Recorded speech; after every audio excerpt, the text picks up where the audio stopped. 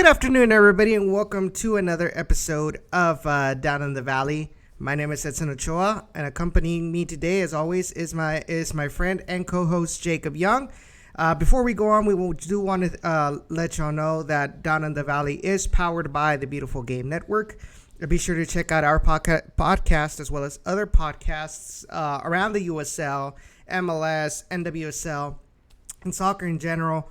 Check them out at bgn.fm.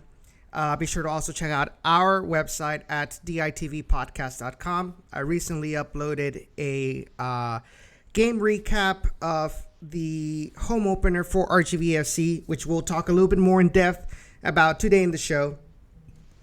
And we also want to give a huge shout out to our sponsor, Natural Beauty Spa. So, Jacob, how's it been, man? It's been a crazy couple of days, huh? Really has been since Sunday, and yeah, just absolutely crazy. Talking with, of course, first on Monday, and then just the news breaking constantly about everything, and it's gonna be a crazy show, that's for sure. Oh man, definitely. I think everybody, not only in RGVFC, but I think or even just in the USL, but sports in general has everybody been running around like headless chickens through different, all these different topics going on. But more importantly, the recent coronavirus pandemic that it was actually just announced today by the World Health Organization that COVID-19, aka coronavirus, has been declared a pandemic. And speaking of coronavirus, just a couple of seconds before the show began, both HEB Park and Bird Ogden Arena have announced a statement regarding, precautions that they are going to take in regards to COVID-19, which says the following. Says, at Golden Grape Entertainment, our highest priority is taking care of our fans and employees. When you walk through the doors of the Bird Ogden Arena or HEB Park, you are family and this is your home. As such, we take every precaution in caring for our family and ensuring their safety. In light of the global COVID-19 outbreak, we want to reassure everyone that we are working with local, county, and state health officials, as well as liaising with the USL and NBA G League, all of whom are working in conjunction with the CDC. There have been some changes to the USL schedule.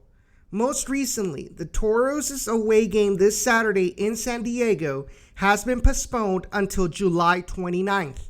The San Diego Loyal play on the campus of the University of San Diego, who earlier today enacted the decision to limit campus events as a measure to prevent and reduce the spread of COVID-19 following their local health officials' recommendations. More schedule changes may be forthcoming in the near future as the fluid situation evolves. There have also been changes in our day-to-day operations, taking extra precautionary measures to provide a clean, safe, and fun environment at Vipers and Toros games, and at any event at the Bird Ogden Arena or HEB Park.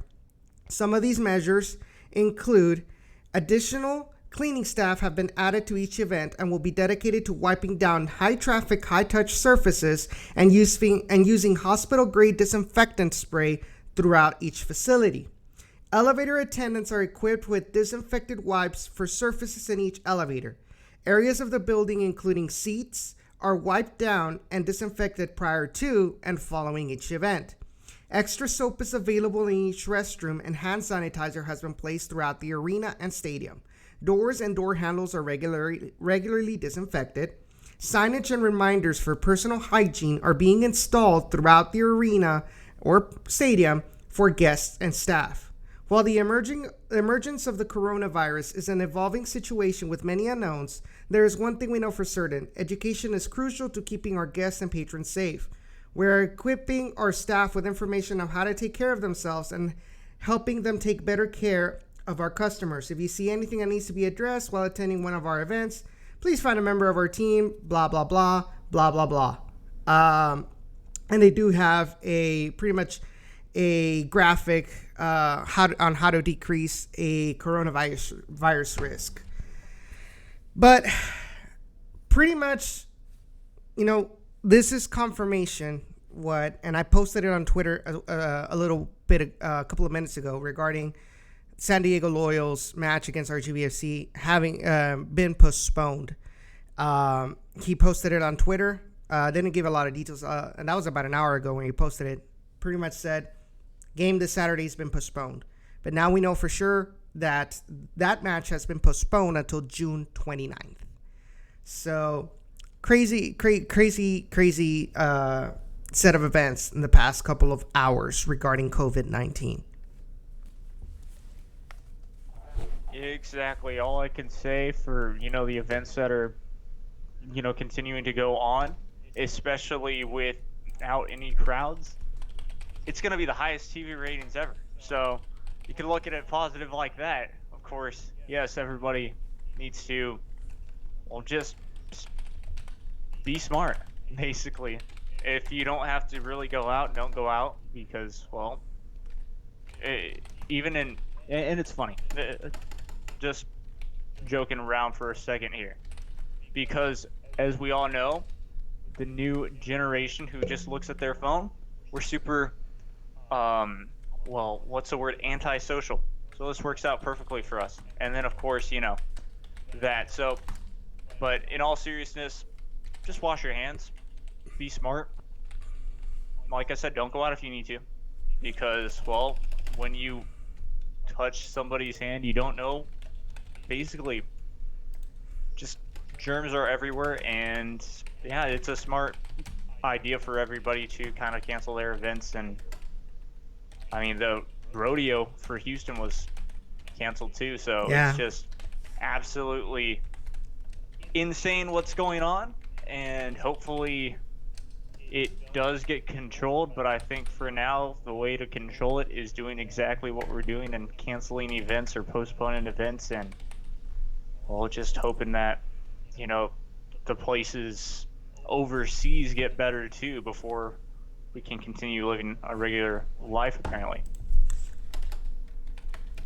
Yeah, I mean, I know I've seen a lot of comments in social media saying, the media is hyping this too far. This is just it's like the flu. Like, guys, here's the thing about it. This is a relatively new variation of a coronavirus, right? And there is no vaccine for it as of right now.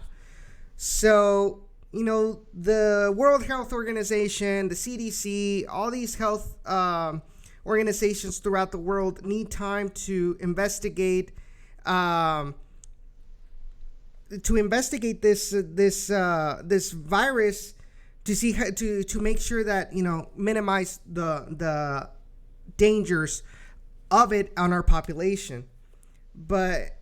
And the fact of the matter is, that's why they're bringing in, they're making people that have symptoms of this virus quarantine themselves so as to now not allow a rapid spread of this virus around. Because yes, they say, the young usually recover, because it's usually like the babies, those who have breathing problems, the elderly are usually the ones that get the more severe cases.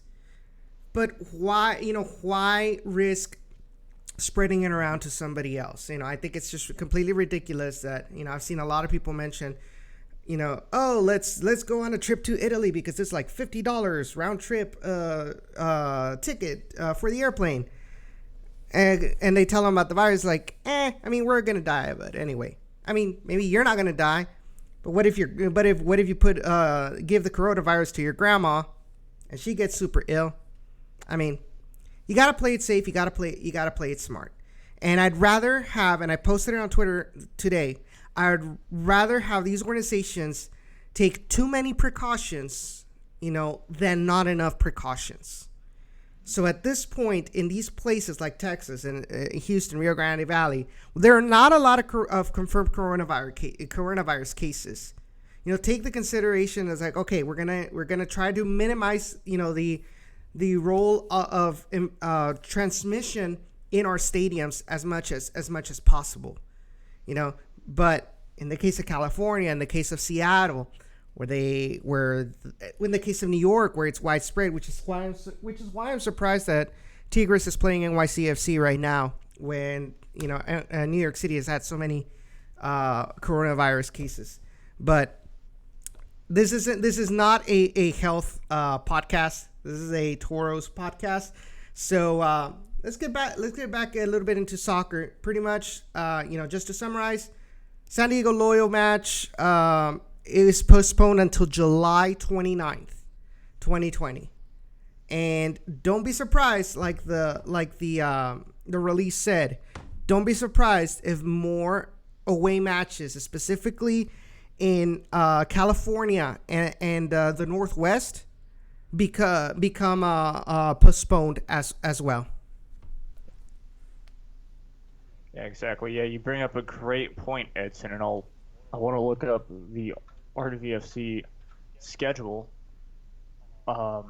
just real quick too, because we all know we're in the Western Conference for a reason, because we're technically kind of West, but we're technically kind of East. It's very difficult to say. I mean, we're in the middle, but either way, we play in the West.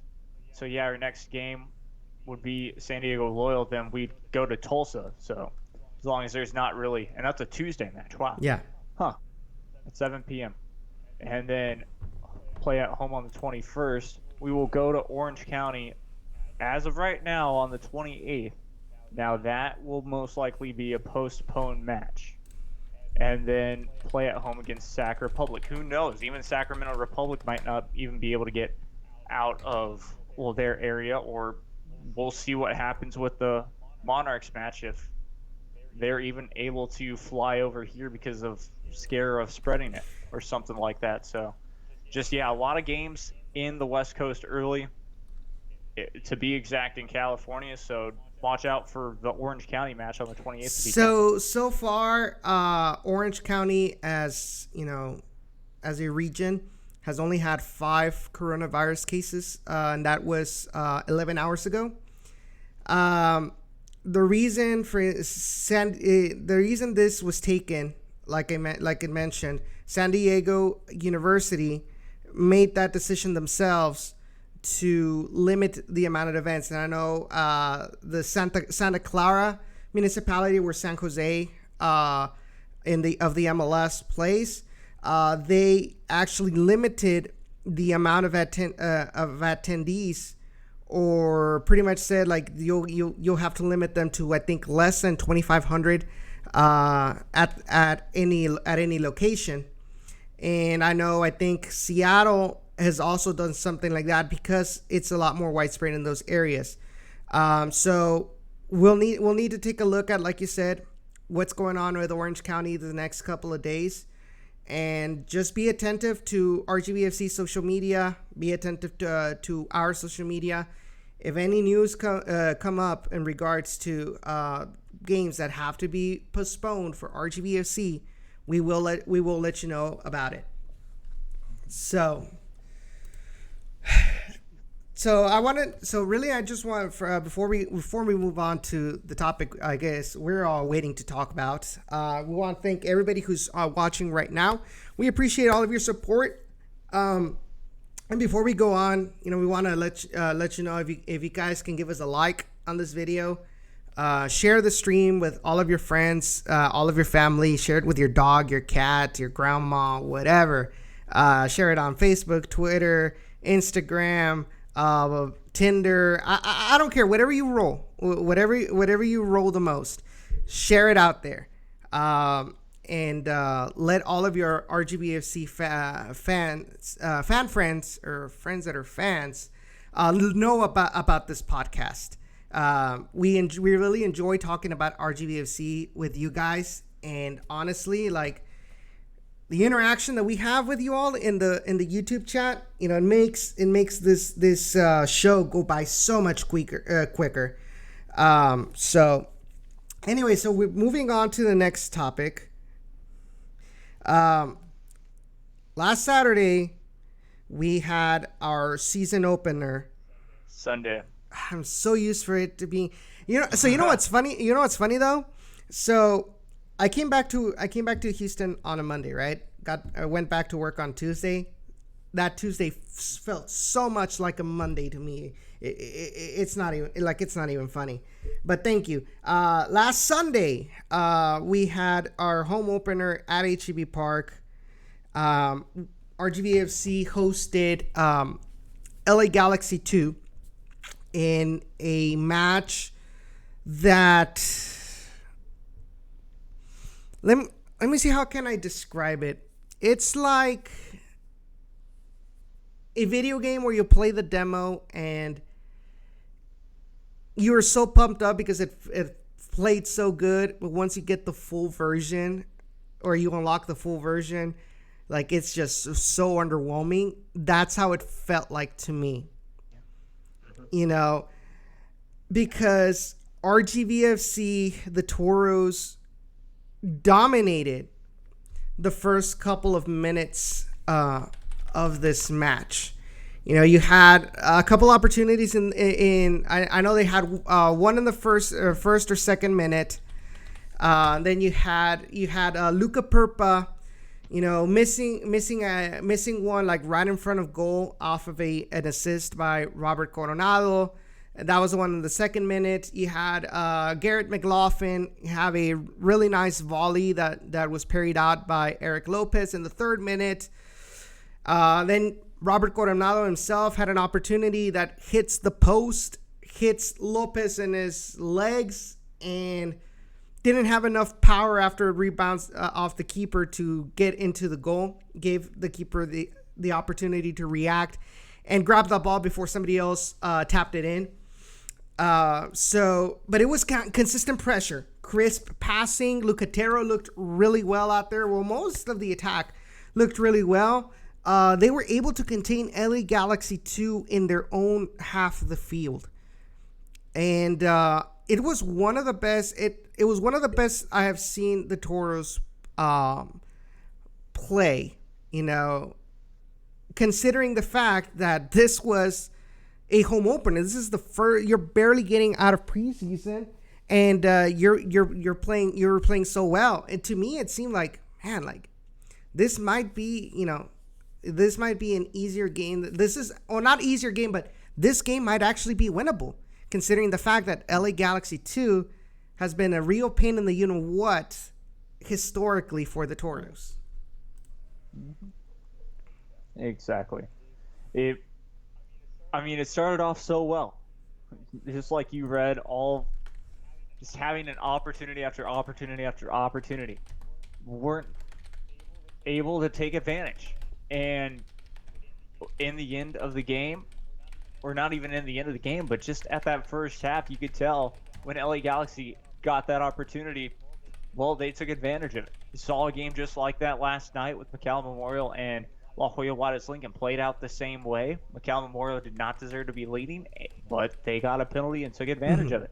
So it was a lot of that, where what are you going to see? And then the crisp passing, and it was just, I guess, that final third kind of that really hurt us in the end. It was just, of course, something where we've seen it time and time again where the offense was great. And then that defense, well, they were kind of lackluster in the end.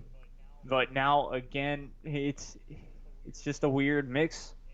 And it could also always go back to getting players sent down a night before the match, a night or two before the match, where they did not practice with the team as well, because you had Kyle Adams in the backfield. And not saying that he played poorly, but that's a player, once again, who you don't have practicing with the Dynamo. Sorry for interrupting, but look, you don't have to sugarcoat it. He played bad. Let's be honest here. Most, if not all, of the defensive line, including Castellanos, including Robert Coronado, defensive-wise, played bad this game.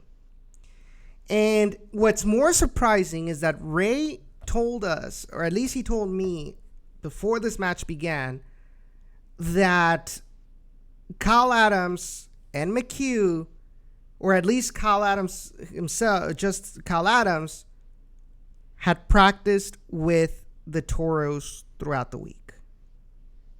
That's what made it a lot more surprising for me. If Ray is correct, it made it a lot more surprising for me to see Kyle Adams very disoriented, confused, you name it. And we'll get to more into that as we go along. But took about 13 minutes, right, for RGVFC to look their best. And then 13th minute, LA Galaxy 2 find a goal off of a counter, off of a bad transition by the Toros, which leaves the back line extremely vulnerable. You had Victor Garza, way out. He was way out of position. Left the whole space out on that. Well, going from LA Galaxy's direction, the right side of the field left so much empty space that it was so simple for them to take advantage and score there. Kai Koreniuk, I think that's how you pronounce it. All he had to do was receive that through ball and just hit it past Paul Blanchette. It looks so simple. It's easier said than done, but he made it look so simple. All he had to do is just place it really well outside of Paul Blanchette. But what was the reason why this goal was scored? Defensive mistakes, lack of concentration in their passing, making sure that your passes are direct and accurate. I mean, to me, it did not seem like LA Galaxy 2 was super high press like other teams where like you can't even breathe. It didn't seem to me like that. It was just a matter of they weren't 100% concentrated. And also Paul Blanchette, I'm sorry, man, but your distribution skills from what I saw were bad. Mm-hmm. You tried to clear the ball or try to pass it to a teammate. You ended up passing it to a LA Galaxy 2, attacker who had nobody next to him. It's not like you can say, oh, well, it was heading towards my teammate, but it was intercepted. No, it went straight to an LA Galaxy 2 defender, or it went outside of the field. You got to work on that, buddy.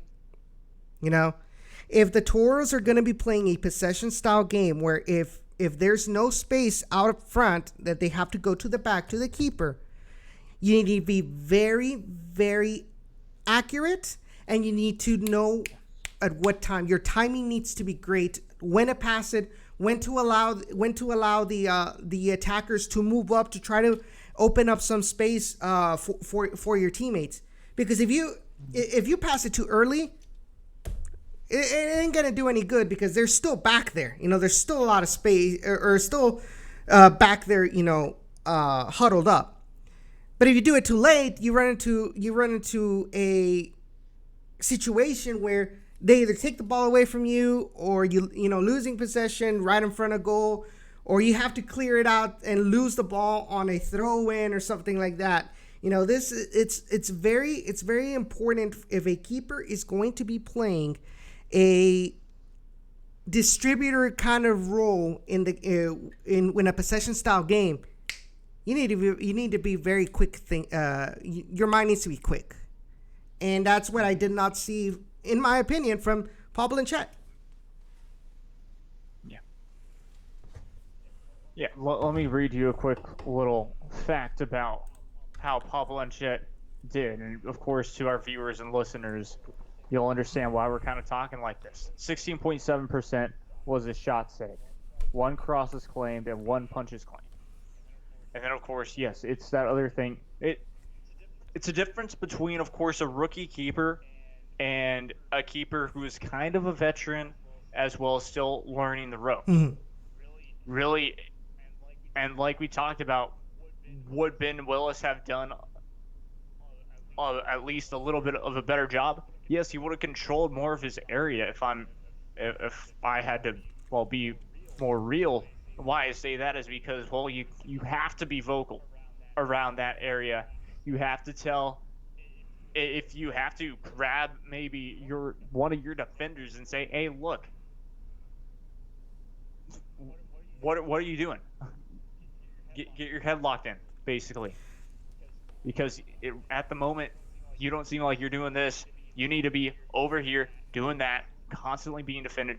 Like, yes, goalkeeper at a point has to be vocal with their team, has to make sure that that the team knows what they're doing, especially on that defensive side of things. So, of course, yes, it will take time for him to grow in that sort of thing. But, yeah, you're part of that defense.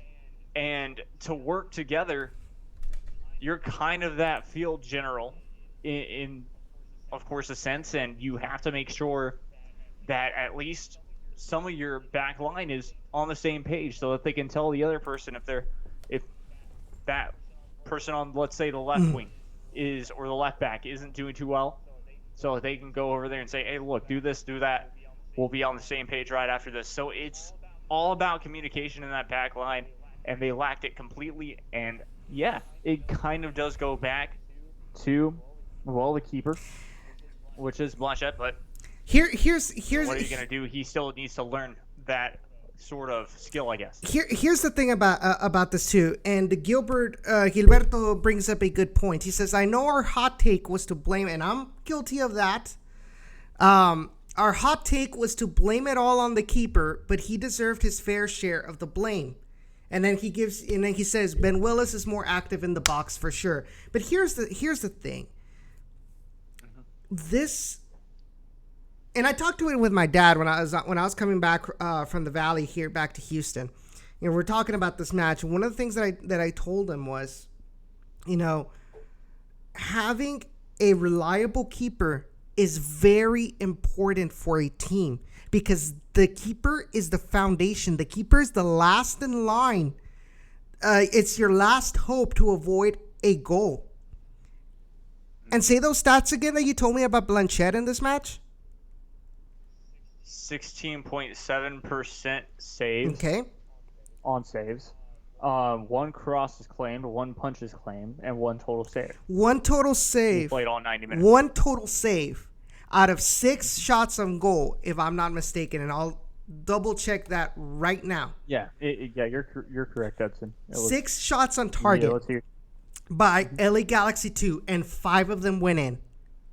You cannot expect a keeper. Those are horrible numbers for a keeper.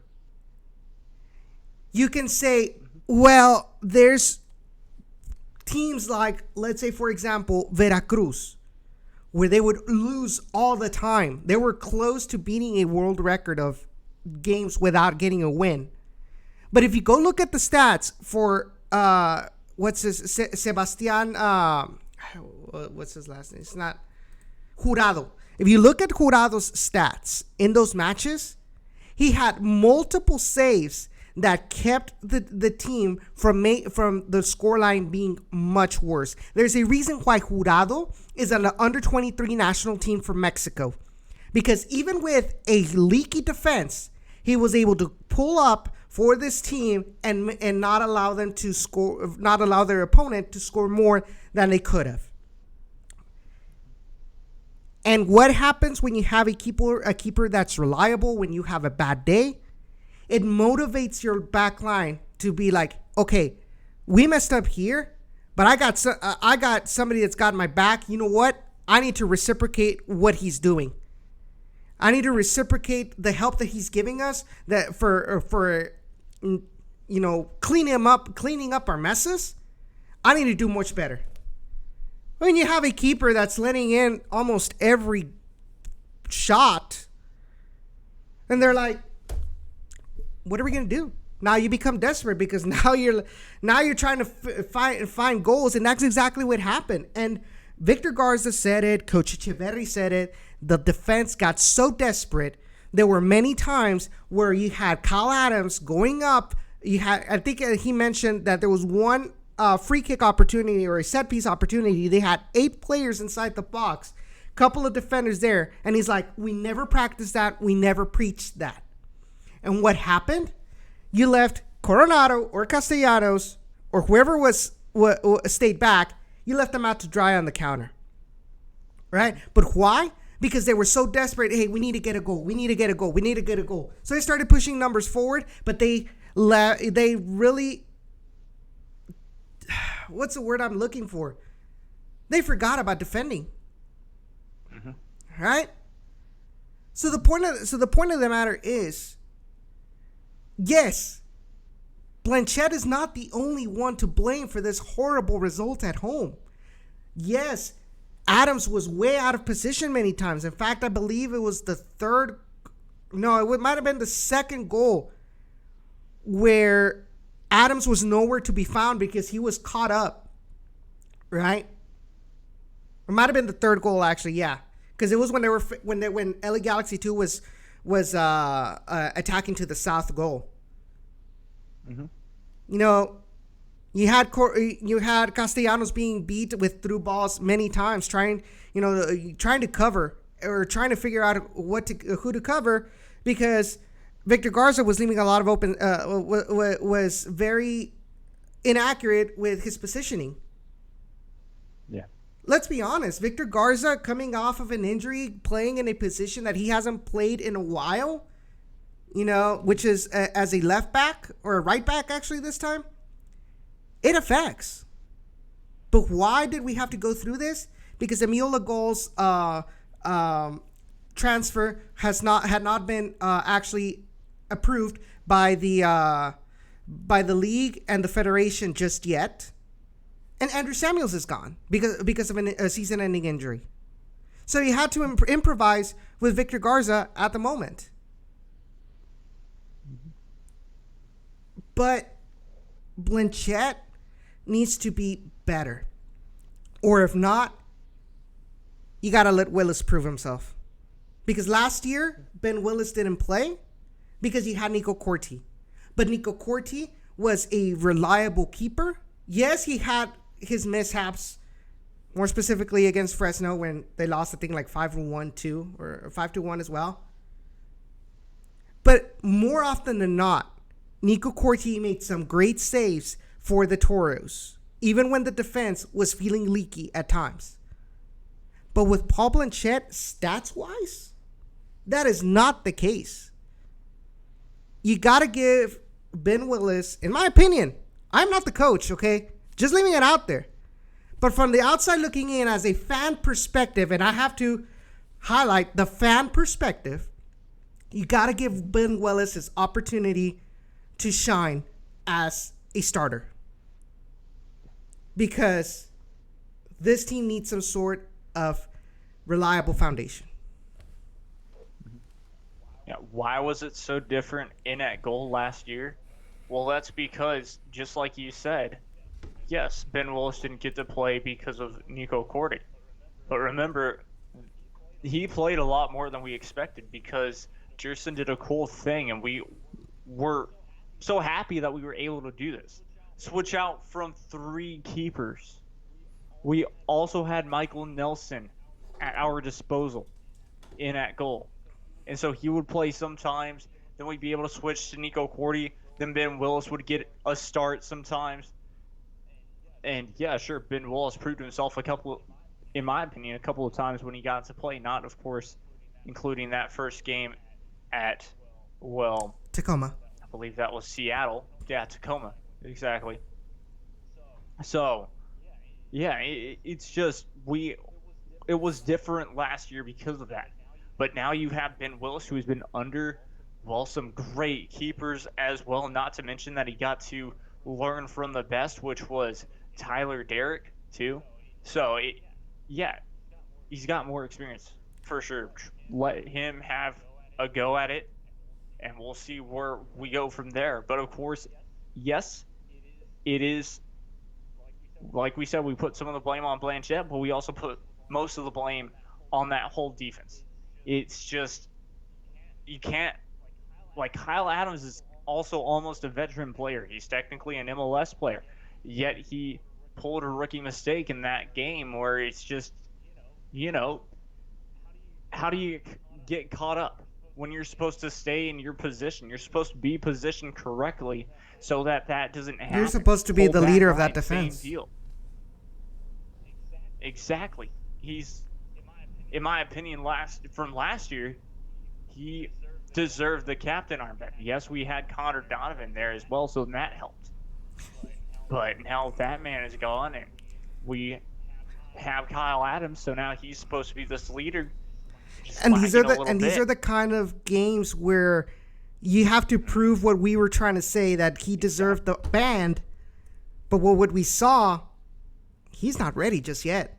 And that's the problem. We don't have a leader right now. At this point, we don't. The player that was, and I know I'm going to receive a lot of flack from people because I keep on bringing him up, but if there was a player last year that motivated everybody else, got after everybody else, and made sure that they didn't feel, they didn't fall down like they did, was Chuy Enriquez. He was the term that I like to use is the on the pitch fan. Okay? And now we don't have him.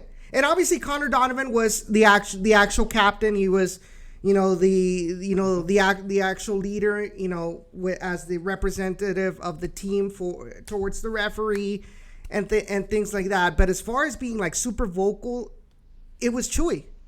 Not obviously, I'm not saying anything less about Connor Donovan's captaincy, because he was a good captain when he was, But when things got heated, it was Chuy Enriquez trying to, we saw it against San Antonio last season again in Toyota Field. But now we don't have that. Connor Donovan is gone. Chuy Enriquez is gone. Kyle Adams, we thought would be that player, but it seems like he still needs somebody to lead him. But now he's got the responsibility, and now he's got to be the leader, because you've got Emil Legal coming in, Robert Coronado, Robert Castellanos, Eric McHugh, who are less experienced per se than he is. So he's got to take matters into his own hands. Okay, because of veteranship and because of the fact that I have an MLS contract now, I'm technically the leader on paper, and I have to show it by, I have to show it with my actions, how I'm doing on the pitch. If what this team needed this Saturday was somebody to calm down the rest of the players, to make sure that they weren't getting desperate, to make sure they weren't getting out of positions and leaving spaces open back on the defense, that should have been Kyle Adams. But he didn't.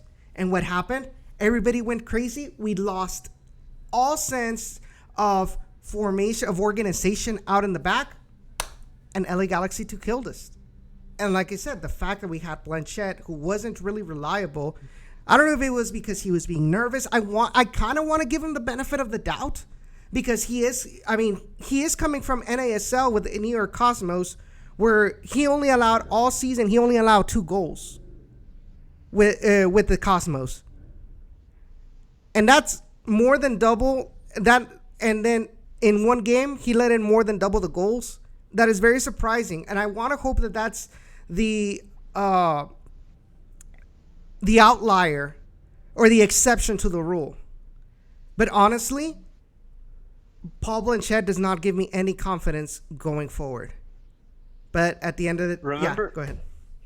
Yeah, but also remember this, I believe, what Gerson might have told us once or in an interview. I forget exactly when, but remember, we don't see what's going on in practice. So I bet you, of course, the reason why every single player is starting is because Gerson saw something in them. And yeah, you're probably right on that. If we do give Blanchette the benefit of the doubt, he did like you said, that stat with only allowing 2 goals in NASL is pretty impressive. Not to mention that, well, he probably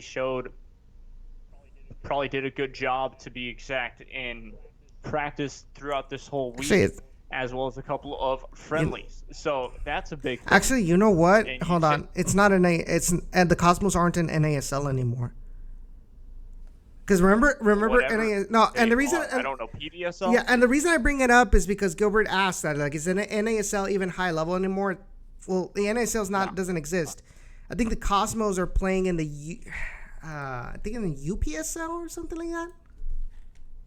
Yeah, something like that. New York Cosmos. Let's see exactly where they play. I'll look that up real quick. But yeah, NISA. Just And NISA. NISA. Yeah. But yeah, no, that's my point. Is he probably got stage fright. It is his first game, but once again, you have to be more vocal inside the box, and yeah, give Ben Willis a shot just for now, because as we saw, Blanchette needs to He's still be on the sideline for a couple of games and really take everything in and watch and see how Ben Willis controls the area. It's all about a learning experience. He's still too green. At the end of the day, what we saw and the outcome and the verdict that I give, he's still too green to be a starter. He might have some talent. That's probably why he was selected to be, to become part of the roster, as he was a trialist.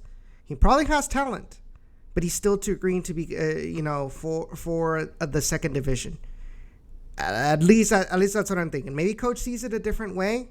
I do respect that in the way, but that's Paul Blanchette, and this defense has already affected us in the first game, and I don't want it to happen on a consistent basis in this season.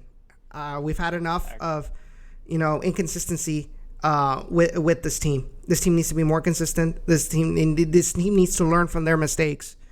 And I know they're young, but you're on the professional level now. Yeah, and I think it's time that we need to stop sugarcoating things and treat them like the professionals that they are. Just like we can be criticized, and we'll have to take the criticism on how we run down in the valley and how we present ourselves, in covering this team. They have to be humble enough, and I'm talking about players, front office, coaching staff. They need to be humble enough that if people are questioning their tactics or questioning their decisions, they need to be humble enough and accept it. Yeah. 100% agree, and it's true. Yeah, as long as we're getting criticized, guess what? We can criticize, because it's just, and main goal is, like Edson said, we want this team to be better. I know Jerson Echeverry wants the same thing for his club, because, they deserve it. We deserve maybe a playoff run, and I know that this team will only get better as time goes on, because that's the way that it normally goes with a young team. So hopefully, of course, we don't see a 5-1 loss for a long time, and we maybe see 3-2 losses are heartbreaking, but we get it. 3-2 wins are awesome, because, well, it's so heartbreaking for the other squad. So stuff like that we want to see more of course. And it looks like, well, get it in the net, too. That's a big thing. I was just about to talk about that. A lot about, the attacking squad, and I'll let you start off with that. So, you look at the stats for this match, for the Toros, 17 shots, 8 shots on target. So, and I think you mentioned it when we were in the weight room waiting for Coach Echeverry. You said it to you. It seemed like that was the most shots on target you had seen on this team in a long time. But we could only put one in the net. because the goalkeeper was in his, it was his lucky day, or this offense needs to be a lot more accurate going forward. But the fact they had 17 shots, and only one goal, you need to work on that accuracy up on top as well. And we're not being, you might say, well, why aren't you bashing the attack? Well, number one, because most of the opportunities were in the first 15 minutes. And if the defense was not as leaky as it was, I don't think we would have seen this result. I think at most we could have had maybe a 2-1 loss or something. But like RCN7 says, and going back with the chat, which I know I left y'all hanging for a lot now. But RCN7 did say, if the goals at the beginning were converted, this game would have been over in the first 5 minutes. And that's what Coach Echeverry has always said. Without goals, there is no glory. You got to put those clear opportunities in the back of the net. You're going to go up against teams that are going to be breathing down your neck, and they're not going to let you have these clear opportunities. So any little one you have, you need to be very clinical, and you need to take advantage of it. How many times have smaller teams surprised bigger teams because of that one fact? Because the bigger team was not very clinical, and that one opportunity that the smaller team had, they score it. Right? Yeah. Going back with Champions League. This game that just ended with Liverpool and Atletico de Madrid. I'm sorry, man. It hurts me too. The fact that they're out, but it's a good. I think it's a good case study for what we're talking about RGVFC. Yeah. The offense wasn't clinical, and they had a keeper that was not very reliable, and that's why they lost. Because when Adrian made that mistake that led to the equalizer by Atletico de Madrid, the team just fell. And it's surprising because you're like, whoa, this was the current UEFA Champions League champion, the current world champion at the club level going through this. Yes. It those kind of keepers will demotivate any team. I don't care who you are. At the end, we're human. So, and we all make mistakes. We're not going to lie. And we're not perfect. I'm not perfect. Jacob's not perfect. Oh, yeah, I'm not perfect at all. Just ask the RSL Facebook page womp. And my top 10 lists.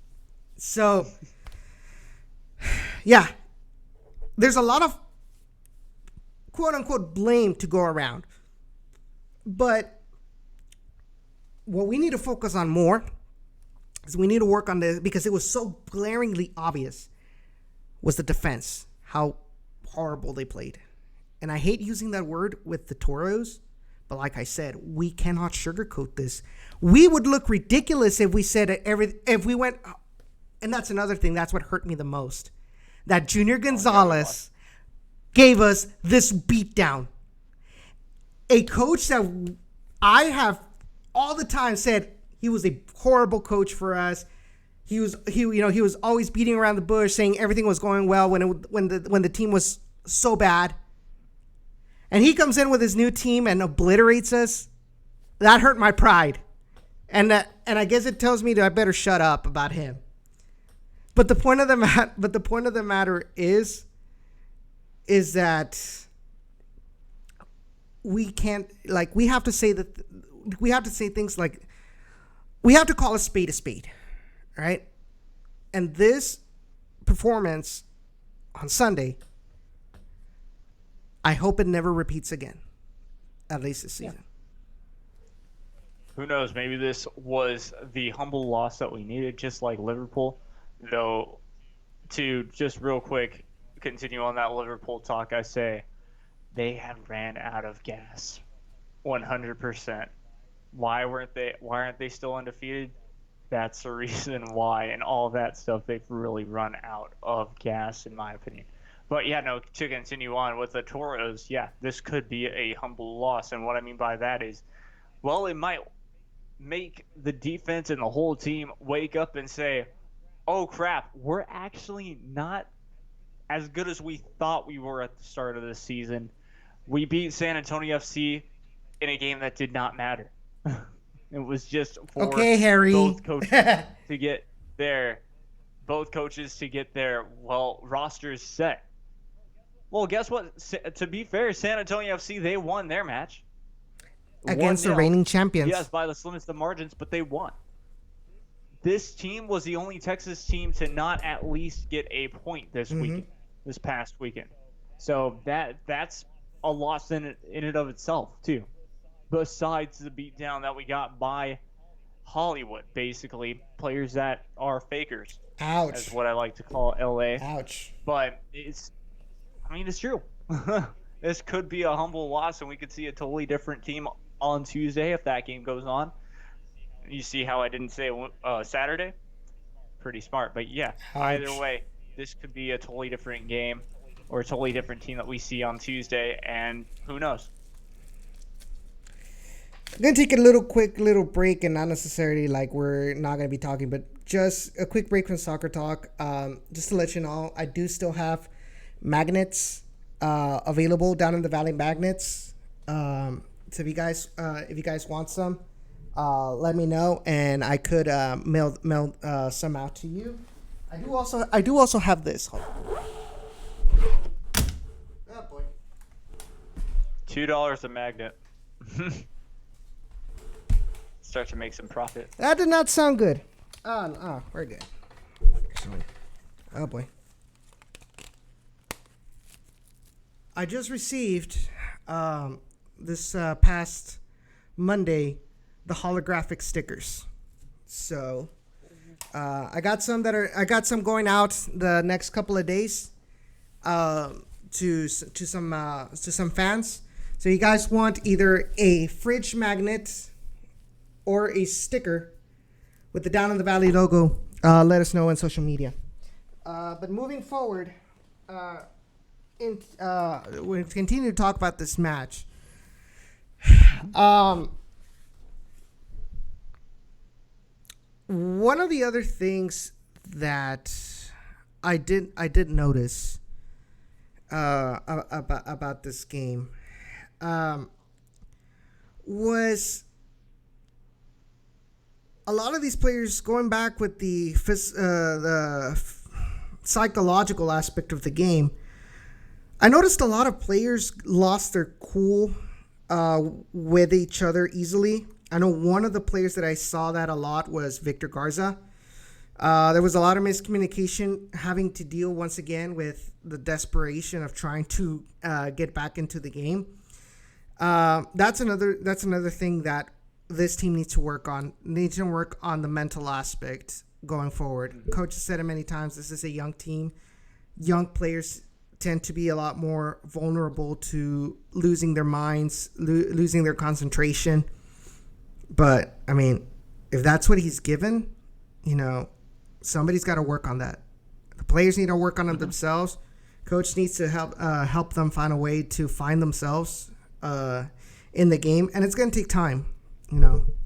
But we keep on going back to this every two years for the same reason we've beat the dead horse already. So let's go real quick into the chat. So Sloth says Garza was out front most of the time as well. I thought Willis was going to start as well since he was there last season.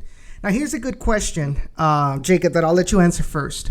And this is from Gilberto. He says, do you think maybe the Loyal game postponement will turn out to be a good thing, allowing the team more time to train together, or should we grind it out? I mean, honestly, it kind of goes back to the LA Galaxy game. And I say that game really, in my opinion, could be a blessing in disguise of how bad of a loss it was, making the players wake up and making them even focus up even more.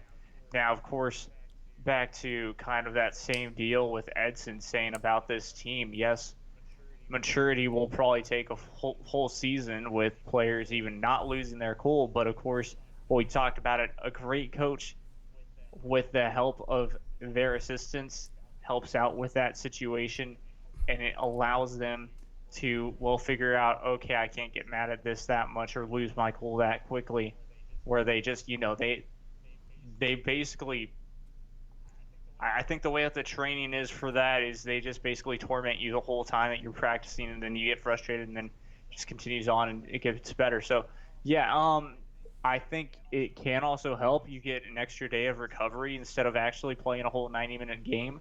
And then, of course, you play maybe a scrimmage against your team or something like that, kind of take it easy, and then continue on with the practicing until, of course, Tuesday, because that's their next game.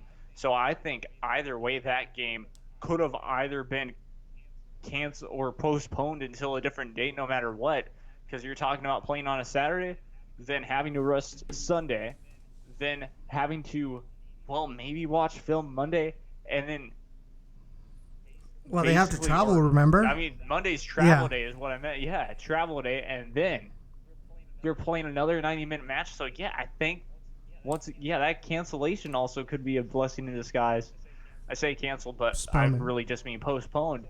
So, yeah, I think it could actually work for a benefit of the doubt, and hopefully Kyle Adams and players that are supposed to be playing with RGVFC every other time staying with the team at this point, because we saw it last year at the end of the year, kind of where we did see a glimmer of hope with this Houston Dynamo thing, where a couple of players did stay with the team for a little bit longer. I think that was, well, one of the players that's now inactive for the rest of the season, and we'll get to that eventually. Things like that can actually help. So going on with that, apparently Ray told me that Kyle Adams and Eric McHugh are still training with RGV.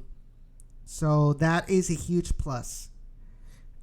In order to... That's what we want to hear, and guess what? That's just a good thing. Thank you, Coach Echeverry. Thank you, Tab Ramos, for listening in that aspect. Mm-hmm. So now, imagine it's all Matt Jordan's idea. Oh wow! And if that's the case, I'm gonna eat crow and say thank you, Matt Jordan, for this one thing. Gotta give credit where credit is due. I think last comment before we move on to something else regarding this game. Gilberto said they need to do like Kepa at Chelsea. His form dropped hard and got benched. Came back and played much better now that he knows his job is in jeopardy. But I think at this point, there's not really, besides Coronado, besides Cello, and even then it's debatable that for us to say, oh, they have their position, set as they're a consistent starter,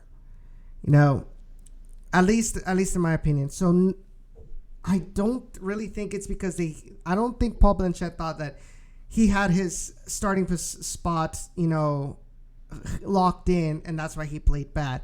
It's just a matter of something else. Is he nervous? Was he nervous?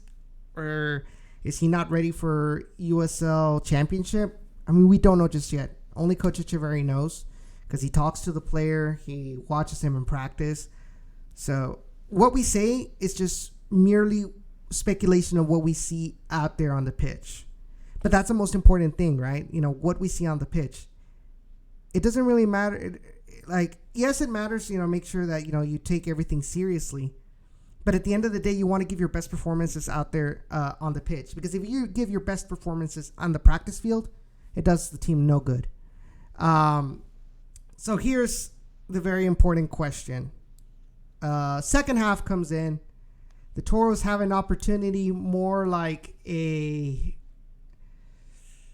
confusion aspect by the LA Galaxy 2 defense. We got one of their players almost hit the ball into his own net. Was that a legitimate goal for you at your point of view? That's right. So yeah, at that point, I was out of the press box, just walking around, roaming around because, well, I mean, the team was very poor in that first half, and that's kind of what I like to do near halftime. So yeah, that second half started, and I caught up with my cousins Yeah. and friends, and we're just watching the game near the bar area, which is near the Mm. scoreboard. So yes, you can imagine the reaction around that area was incredible. From my point of view, I mean, yes, but just like Jerson said in the interview, we don't have VAR. We don't. The side judge was too far from it. Mm-hmm. The main judge or the main ref was too far from it as well. So it's one of those things where yes, you should have called it a goal, but like I mean, you can't just. You can only once a play is dead, go over and just talk to the ref afterwards to see if they had anything. So that's, in my opinion, that's what the ref should have done. But yes, it's that close of a call that you can't say, you know, anything, especially when you don't have that. You don't call anything until it's supposed to be called. So yes, but no. In a sense that was the right thing for the refs to do, is not call anything. And on the big screen when they showed the replay, it did cross. So it was a goal, but the refs did the right thing to not call anything because they didn't have the point of view. So what if it actually wasn't and they showed it on the big screen and we got lucky? And So it's one of those things where I'd rather not call it. you not get lucky for visiting team fans, or yeah, it's one of those things. To me, and I said it to you, and I said it to Ray during the game. To me, it didn't seem like the whole ball crossed the line. And you know, I saw it live. I saw it on the replay many times, even on the one that RGVFC posted in their social media where they slowed it down and kind of zoomed it. I still don't think that ball crossed 100% that line. Remember, it doesn't need to cross 100%. No, though. It only needs to cross about 70-80%. Yes, it does. That's the truth. That's the whole reason why. You're thinking.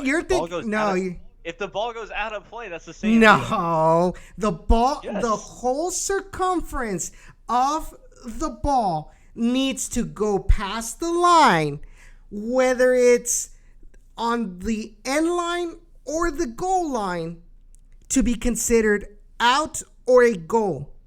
It's not like in hockey where only 50% of the puck needs to cross the line for it to be considered a goal. In soccer, the whole ball needs to cross that line. There's no 70, no 50, no 25%. The whole ball needs to cross that line in order for it to be considered a goal. That's why there's goal line technology in the Premier League. That's why Tottenham had some goals not called for them a couple of times last season, because the ball was still touching the line this much. It needs to completely cross the line. To me, it did not completely cross the line. Sloth says, I was sitting on the away side pretty much parallel to the small keeper box. The ball was probably not in by maybe an inch or two.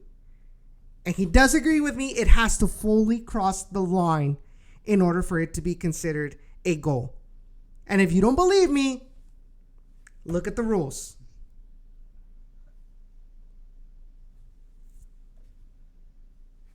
Okay.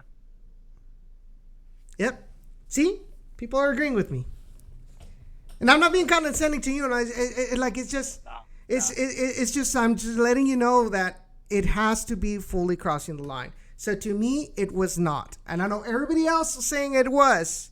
But for me, even looking at that replay, there's still that doubt that the ball completely crossed the line. I think Lopez got to it right on time to avoid for it to completely cross the line. So, and like you said, when you're in doubt, don't call it. Especially when you're in a bad position, when you don't have, there's no VAR, and you still have doubt. Ante la duda, with the doubt, don't mark it. And that includes with offsides. That includes with phantom goals and things like that. If you don't have 100% proof, or most, you know, no doubt that something actually happened, don't call it. Exactly. Yeah. I mean, that's true for sure. And fair play to the rest for not calling it for sure because, and that perfect example of one of those things is going back to earlier this season in high school soccer. McAllen High playing La Jolla Juarez Lincoln. This was in the girls' game, and the way that Juarez Lincoln were able to win 2-1 was the closest offside call you could ever see. And well, the ref didn't call it. He didn't call offside because it was very close, and it looked like she was, but it didn't matter. The ref didn't do anything about it, and it was a goal. So same type of deal. The ref did a good job not calling that. So yeah, I agree. I guess.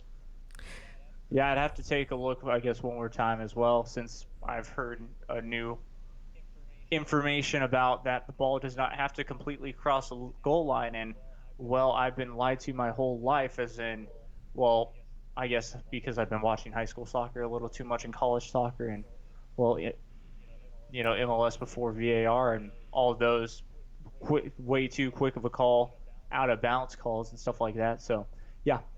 But either way, good job by the referees. Yeah. RCN, we already discussed it. Yes, how you guys have talked about the goalie and the defense. How do you think about the mids played in the forwards? The forwards need to be more clinical up on top, take advantage of their opportunities, because not every team, and we saw it even with LA Galaxy 2. When LA Galaxy 2 got their crap together, it was very difficult for the Toros to get some decent opportunities as easy as they did in the first 15 minutes of the game. They need to be more clinical. The midfields really need to get their cool together. And when it comes to passing, Cello lost a lot of balls. Timo Melic lost a lot of balls. Simple passes, that ended up being intercepted by LA Galaxy 2 defenders. There were many times as well where the midfields tried to do a through ball towards Luca Purpa or to Garrett McLaughlin, and they were completely either overpowered or underpowered or just inaccurate. To keep it simple. Also another thing, while I understand that Garrett McLaughlin, who I have to commend because of his off the ball movement, and I've said it many times after the game and in social media, I'm extremely happy of how well Garrett McLaughlin moves off the ball, and even Coach Echeverry has mentioned that his tactical awareness up on top. It seems like he's been playing professional for a couple of years and not a rookie, But we cannot spam those lobbed through balls all the time.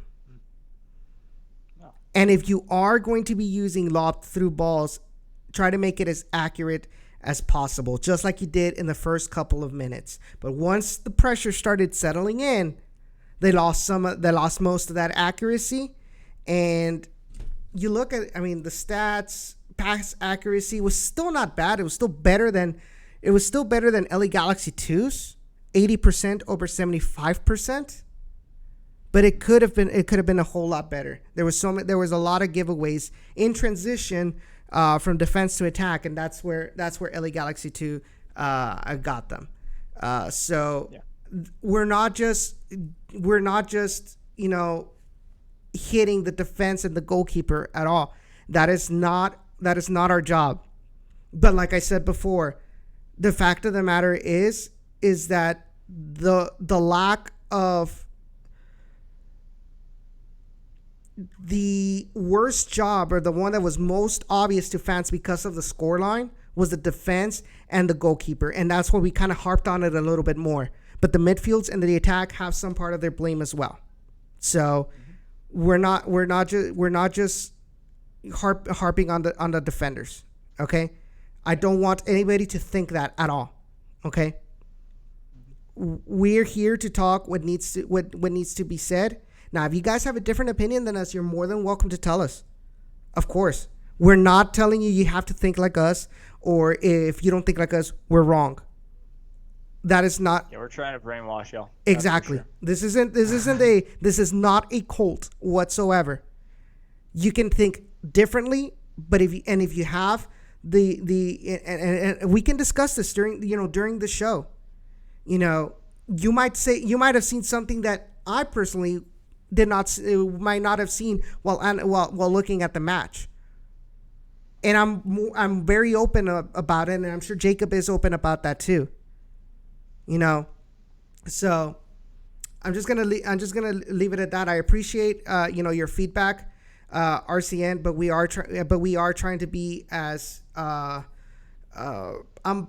biased. I don't think it's the right word, but we gotta say what needs to be said.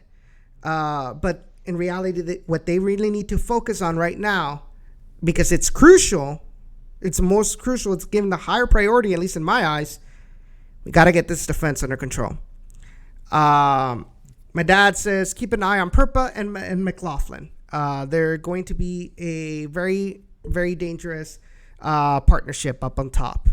And Sly Rooster coming in saying howdy, Edson and company. Then he asked, did Tyberson play? I heard he was supposed to be kind of a big deal for the attack. No, he did not play. Apparently, according to Ray Silva, he's been nursing an injury. Like I said, this is according to Ray Silva and what he's told us. We're not 100% sure because going back to what we've talked about before, the lack of transparency within the Houston Dynamo organization in regards to injuries is still something that needs to be fixed. There's a couple of players that you're wondering, well, why didn't they play? Well, it's because it turns out they're injuries, according to Ray. Kyle Edwards, Tyberson. He was telling me also that Ben Willis probably might have had a knock too, that he was nursing, but he was still out there on the bench. So, but that's the thing though, right? And I think, if us as fans know that kind of stuff beforehand, we wouldn't be out there asking the questions to Coach Echeverry, well, where was this player? Why didn't you put this player? If we knew right off the bat that so-and-so was injured, okay, you understand. All right? It's not that big of a deal, at least to me. And I know you said it many times, Jacob, that it's technically is a rule by the league that you have to say who is injured. You got to give an injury report. So to whoever's listening to this, it's part of the coaching staff, whether in RGV or the Dynamo. What's taking so long to fix that? Why are you so wary about giving information when it comes to injuries? The only reason that they announced Andrew Samuel's injury was, number one, because of the severity, number two, because the player himself posted it on Instagram, and number three, because Carson posted about it on Twitter too, and then we shared it. That's the only reason. Because they did not do the same thing with Aldo Quintanilla last year. No, he finally posted it right after his surgery. Mm-hmm. And then everyone knew, oh, that's why. Mm-hmm. It's just the players have been telling us, well, yeah, I'm injured. Wow, just Carson. to let you know.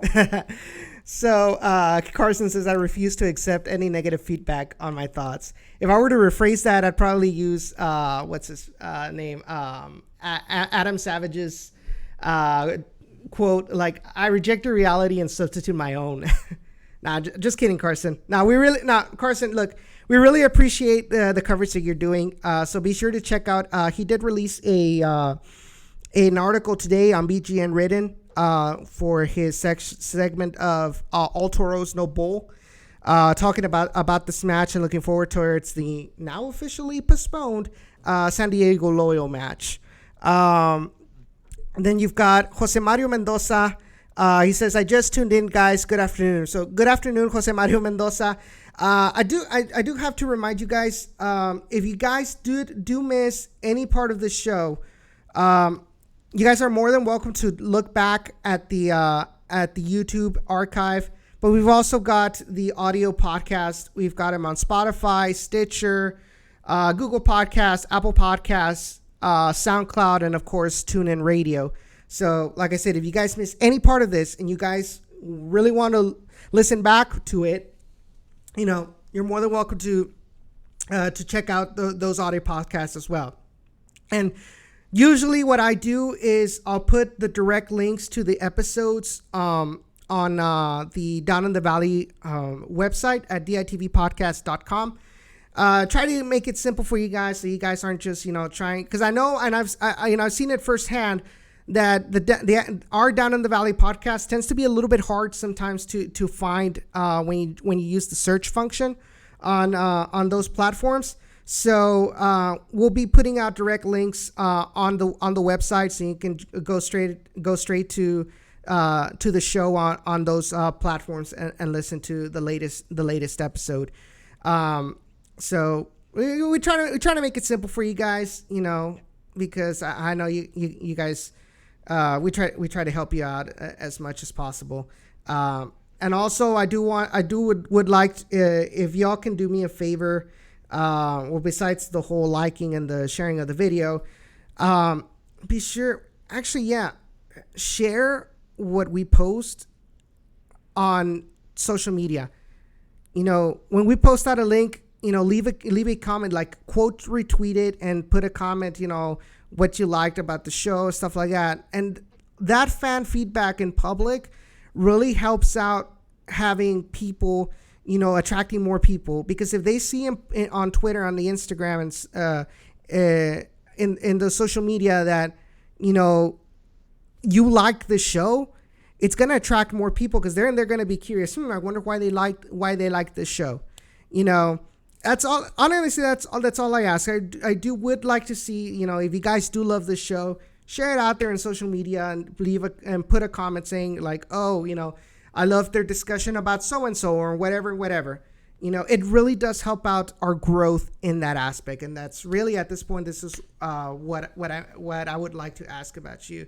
Of course, Carson, any kind of Toros coverage, it helps out a lot, because the traditional media is getting a little bit better. Now we're seeing Univision going to the post game. God, I forgot the term. Post game press. Thank you, Jacob. Thank you. Post game press conference. But it's still not where it needs to be. And us, independent and fan based, or a fanboy, if you want to call it, media, in the loose sense of the word, in our case, we got to step up, for the sake of RGVFC and, of course, second division soccer in general.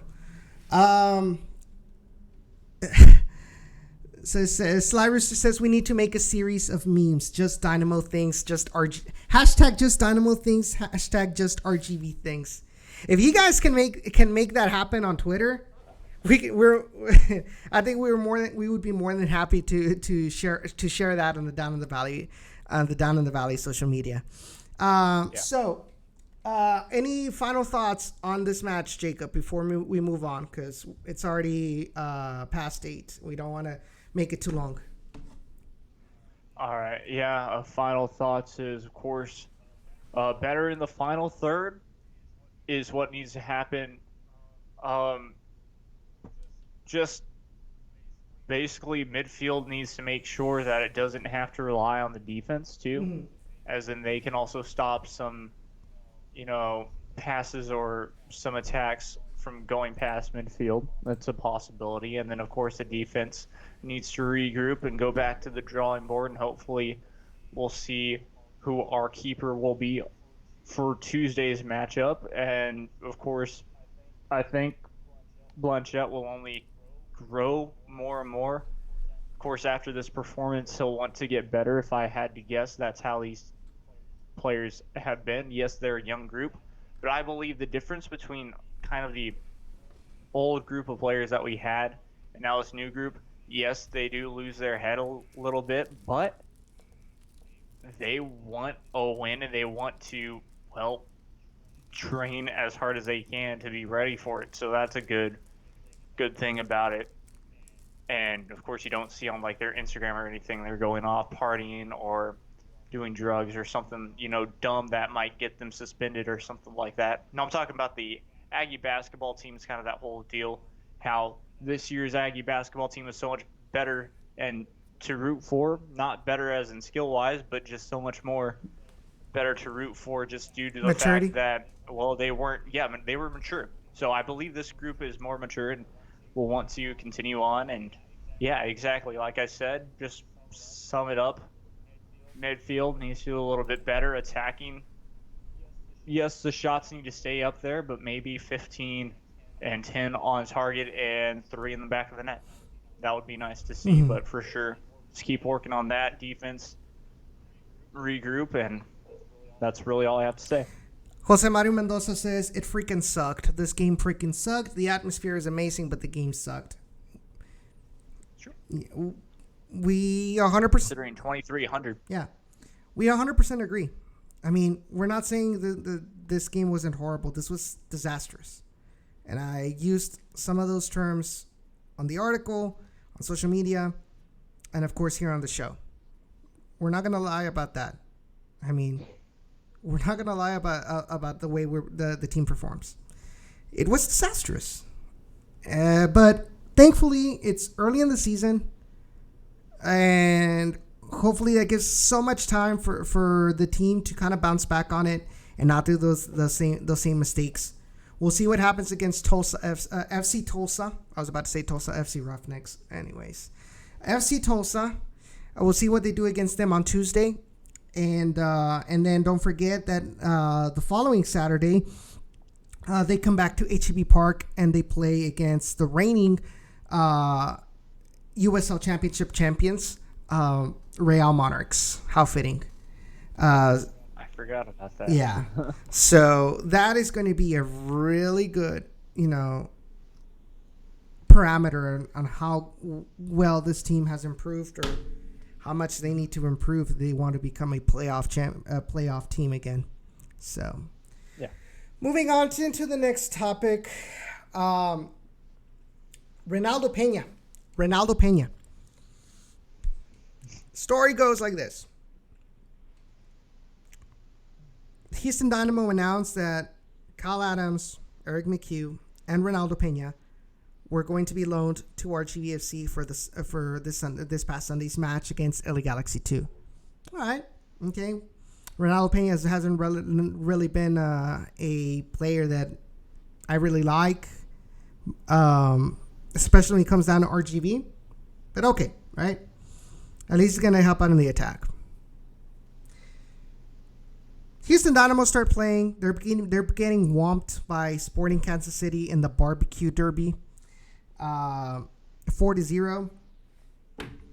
And Ronaldo Peña decides, I'm gonna be posting a yawn emoji on Twitter.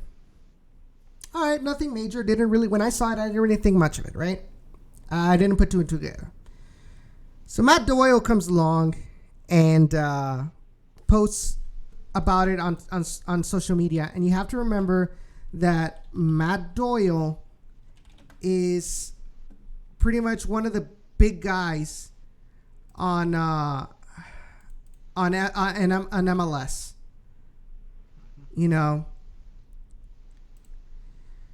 And he posts about it. He says, let me get that for you. But basically saying, hey, he's getting, his teammates are getting whomped in the game, and he dares to post a yawn emoji kind of thing. So that kind of stoked the fire as well. And that happened on Saturday night, right? Sunday morning, or actually Sunday afternoon at the game, we see, hey, where's Ronaldo Peña on this roster? We got the 18 from the team. There was no Ronaldo Peña, right? So, where is he, right? He was loaned, and now he's not here. So, then the game finishes. We get whomped. And Coach Echeverry's asked the question about Ronaldo Peña. We get no comment. All right? So right then and there, that's a sign that, hey, things aren't looking good. Because like I told you guys, Jacob, if Coach Echeverry, if the decision to not put in the 18 Ronaldo Peña was a technical decision, Coach Echeverry would flat out say it. It was a technical decision. I chose not to put him in the 18 for whatever reason, okay? But he'd be honest about it. But once he said no comment, I was like, nah, things aren't looking well. So yesterday, Victor Ariza went to Dynamo practice, and he said that he was not present in Dynamo practice yesterday. And Ray said he wasn't with RGV either. And then Webb Tilton tells me that in his Instagram, his geolocation says he was in Houston. That morning, by the way, yesterday was Ronaldo Peña's birthday. That morning, the Dynamo tweeted a happy birthday tweet to him, which was quickly deleted. All right? Tab Ramos says that Peña broke team policy, was disciplined. So there's a whole novela with Ronaldo Peña. But at the end of the day, I think it was a good decision to discipline the player, and that you're not gonna respect your teammates, and you sure as hell are not going to earn the privilege to play not even with the affiliate. You either learn how to be mature. Well, I'm biting my tongue when I'm gonna say this, so I'm gonna be hypocritical about it, right? But you need to be more mature in how you handle your social media, especially when you have rules that you have to abide by the organization that you're being employed, that you're being contracted with. You know, because if not, you better expect consequences about it. And the consequence was you're not gonna play for the affiliate. Simple as that. Yeah.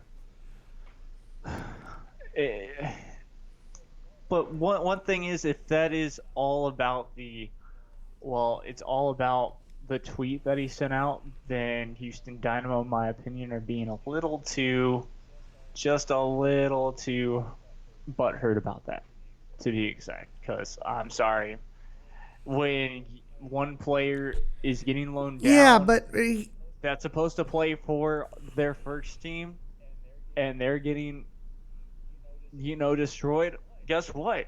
Yeah, you're going to be like, okay, yeah, this is a boring game.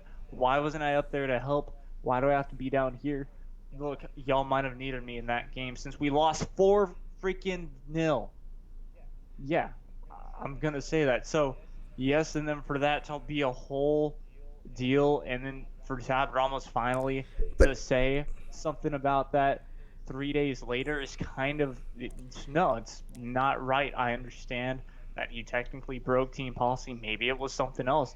And the whole thing about, Houston Dynamo, deleting a happy birthday tweet, that is extreme. Now is he going to finally be released and in this saga? Hopefully, because apparently he's nothing but a joke to this team. So, yeah, I said that because, he's not going to stay up there. Here's the thing. And one little tweet is wrong. Yeah, but here's the thing. Like, when has Peña showed to be the answer to the Dynamo's problems? He was never the answer for RGV's problem to begin with. He lacked the professionalism to take the time he was spending at RGV seriously. How are you going to when you're given the opportunity to show that you are the answer to the problems and you don't do it because of lack of professionalism? I don't care if it's the second division. I don't care if it's the team that you signed up for.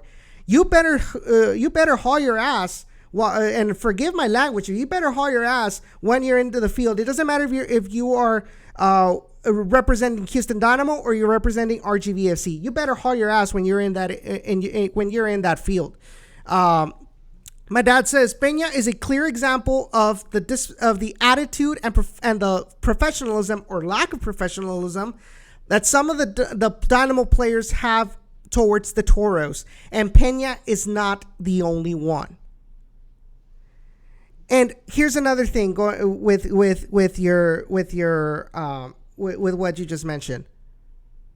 it might be you might have a point saying might have been too extreme to not having played because of one tweet. Okay, but here's the thing: they do not want a repeat of a Kyoto.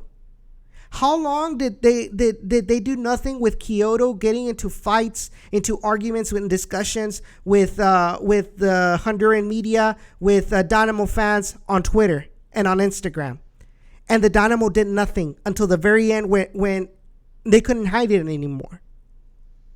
Yes, it was just a yawn tweet, but at the end of the day, the Dynamo organization is number one.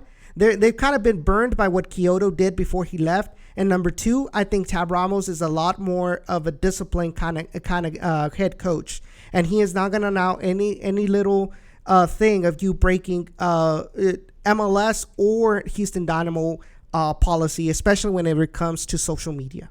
So I think, like I said, I think at the end of the day, it's a good call. I think that erasing the birthday tweet is extreme. I will give you that, but we don't want any more Kyotos. And if Ronaldo Peña is going to continue to have that attitude, then we don't want him on the team. And if that means him getting kicked out of the team, so be it.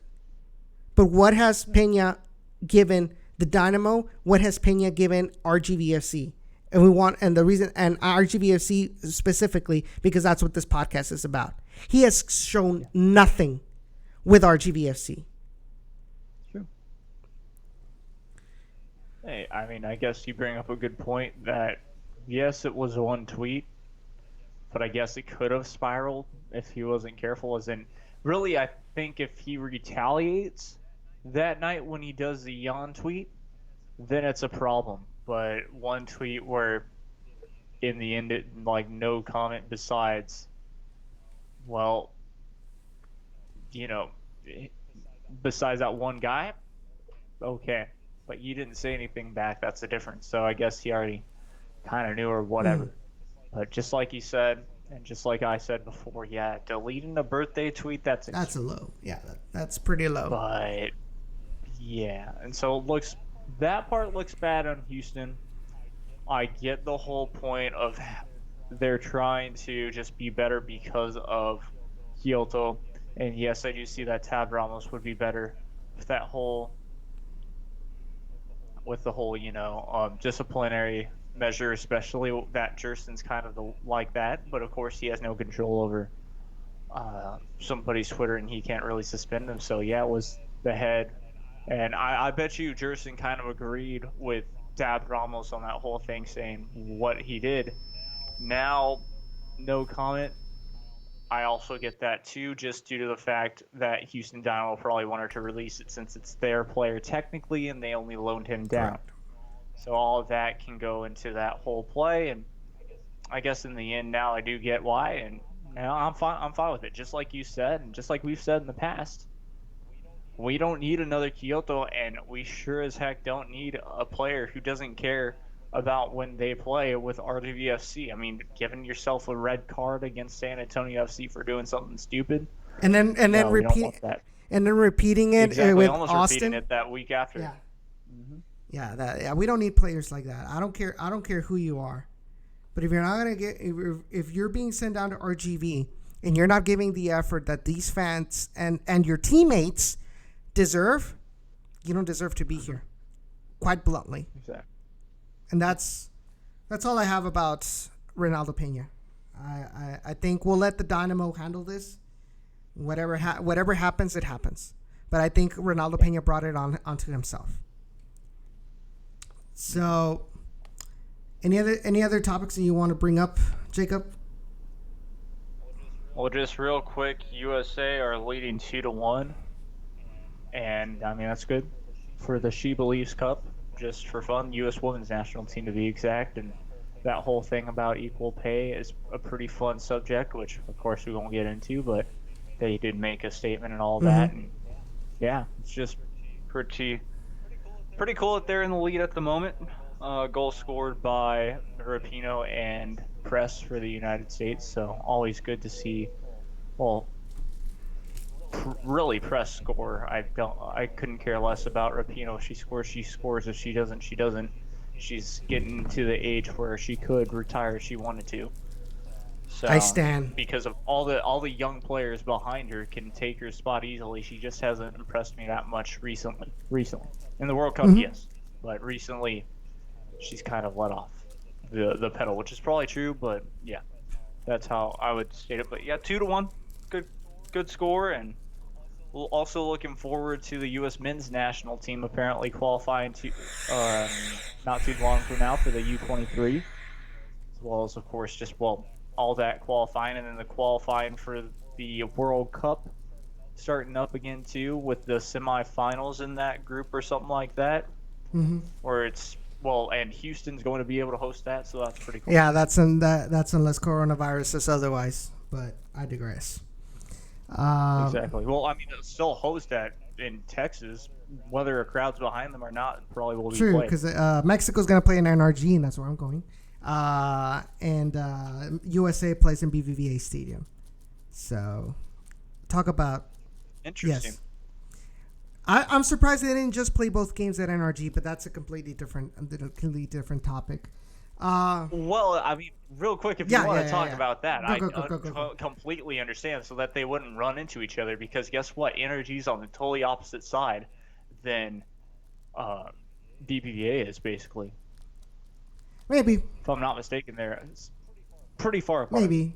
Well, it's close enough, but it's enough of a distance to, like you say, they don't kind of run into each other. So just a quick reminder, guys, like this video, share it on your social media. Mike Reyes says, so now that the game is postponed, I say the team works hard in defense, and then on offense we have to finish stronger, get better looks. Agreed, and that's what we discussed about whether this was a blessing in disguise, like Jacob said. And I mean, the looks were good. It's just they either overshot or the touch was weak or something like that. So Sly Rooster says he's still wondering how the Monarchs versus RGV is gonna go. He said because he had said before that he wanted to go to that match, and he just said right now he's going to be in Corpus. I think that weekend. And he said it'd be fun to go see a Toros match. Dude, if you can, like if you want, go ahead, man. Go make the trip down there. You know, even if we lose, I think the games are still fun. It's an atmosphere perspective. So you're still technically gonna have some fun at a Toros game. Now, are they gonna be competitive, or is it gonna be another blowout? Right now, I can't tell you that. And I would say I think we would lose. I think we would lose against, Real Monarchs. I don't think as bad as against LA Galaxy 2, but at the end of the day, given the circumstances, I think that Real Monarchs is still kind of a better team compared to RGVFC's new guys and everything. Jose Mario Mendoza says coronavirus arrives to the valley y le mete 5 a los Toros.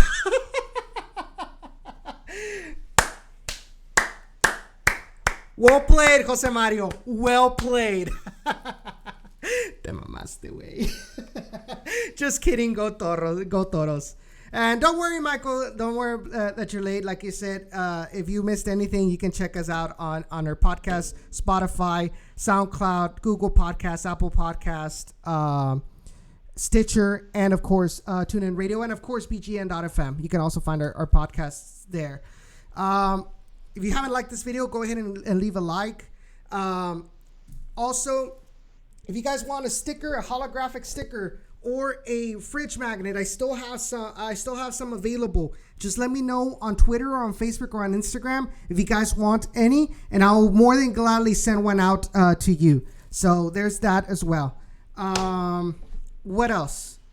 Hold up. NBA has suspended the season. What? Yeah, that just got released right now. ESPN just broke it. The NBA has suspended its season. Okay. Mm-hmm. Yeah. So, and I just saw a comment on Twitter saying like they're thinking that maybe MLS might do the same thing. NHL will probably do the same thing too. I wouldn't be shocked. And NHL is just about, I mean, it's the same way. NHL is just about to go into playoffs, as well as the NBA is just about to go into playoffs. And you know I why? mean, And you know why, dude? He said the NBA has announced that a player in the Utah Jazz has preliminarily tested positive for COVID-19. The test result was reported shortly prior to the tip-off of tonight's game between Jazz and Oklahoma City Thunder. And I think that's why they're suspending the season, because now a player is infected with the coronavirus. Yeah, I love this real quick though. As they're saying, NBA has suspended the season. This is on ESPN. The graphic still on the bottom is showing Pelicans at Kings tonight at 10:30. Seems legit.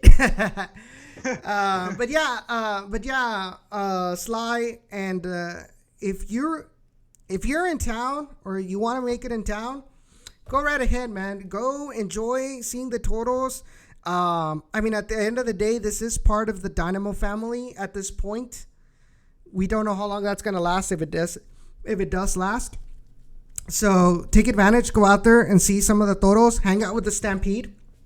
Let them know that I sent you, and you're gonna have fun. They're pretty cool guys and girls to hang around with. So be sure to check it out, man. You're gonna have the time of your life. I cannot what's the word I'm looking for? I cannot say for a fact that if the team is going to respond. I really hope that they do and surprise, because they've done it before. But at least off the pitch, you're going to have a hell of a good time. I will say that. Yeah. I think you and I just can't show up to a game, apparently. Why? And the team will. Oh, you're talking about the Edson curse? Exactly. Oh, boy. Well, and now the me curse as well, because I was out for the last month of the season due to work. Because, high school football more important than USL, and that's kind of true. Ouch. At least in Texas. Ouch. That hurts. That hurts, man. Here I am criticizing every other media for that, and you say that on our own show? Damn, that's low. That's low, man. I didn't see the numbers until I started, to work. I'm just messing. No, I get you. Media, and oh my goodness, it's true.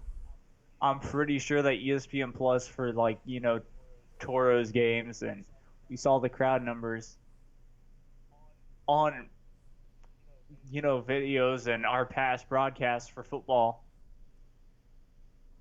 10,000, especially during the playoffs. So no, I bet we were selling out HEB Park virtually just by people watching. That's true, and that's something that we really need to work on alongside the RGVFC front office. But baby steps for now. Hopefully it'll get better under the administration of Ron Patel. But anyway, guys, I believe that's all we have for you today. This is going to be kind of like an hour 45-minute long show, but I really appreciate all of y'all's support for this show. Our growth could not have happened without you guys, without your support, coming into the show, listening on the podcast, sharing our articles on our Down in the Valley website. We thank you all. We thank you all for that. Next week we will be back at next Wednesday at 7 p.m. hopefully to talk some positives regarding the Tulsa match and kind of leading up to the Real Monarchs match that'll happen that Saturday. So don't forget, if you guys have not subscribed to the channel, if you guys are new here, first of all, welcome to the channel. And second of all, be sure to subscribe to the channel. And of course, click on that bell so you can get notifications every time we go live or we upload a video, etc., etc. Be sure, we would also like to thank Natural Beauty Spa for their support of Down in the Valley, as well as the Beautiful Game Network for powering the Down in the Valley podcasts. And also, Jacob, thank you so much for coming in every week, clutch as always. And hopefully we can dig out of this hole quickly. That's all I ask. And guys, if there's any front office members, if there's any players, coaching staff listening to us, whether live on the show or in the podcast, if we go out on you guys, like, if we say something, we say criticism, don't take it personal. You know, don't take it out against us. Don't say that we are not Toros fans or whatever, or that we are abandoning the ship. The reason we're pointing this stuff out, and the reason we publicly, is because we want you all to improve. We want you all to notice that we as fans are noticing these kind of things. And we want things to improve because we love this team. And we appreciate all the hard work that you guys are putting out there on the pitch and off of it when it comes to front office. We really appreciate it. Like, we love you. We love you all because you're representing the Rio Grande Valley. You know, so don't take it personal if we call you out by name. It's just we have to do what we set ourselves to do the minute that we decided to get in front of a microphone. And that's to call things the way that they are. That's my message. So, guys, thank you so much for tuning in. We'll see each other next week. Take care.